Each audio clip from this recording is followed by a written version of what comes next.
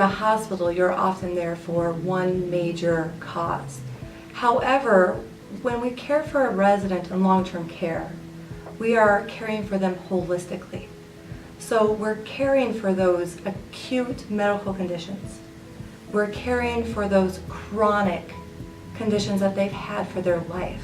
Assessing every piece of that resident that can affect their day-to-day well-being, how they function, how they live, and making sure their cares and their needs are being met on a daily basis. Nurses in long-term care don't have the luxury of having a physician on staff in most situations.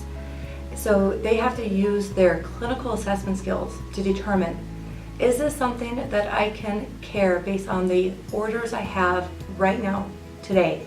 Or is this something that I have assessed and determined that I need to contact the physician and let them know what services we can provide in our facility, or if it's something that needs to be handled at the emergency room, at the hospital.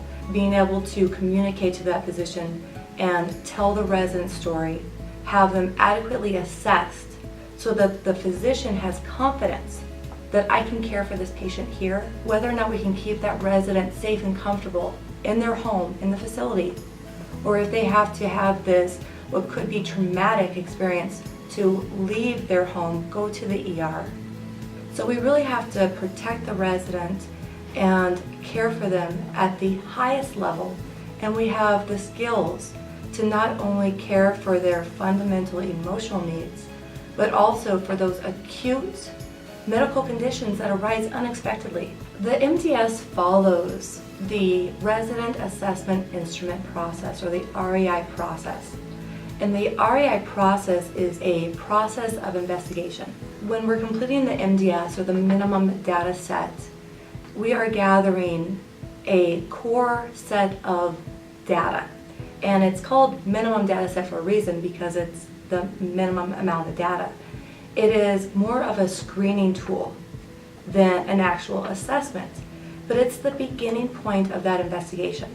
How does the resident walk? How do they talk? How do they feel? Do they have pain?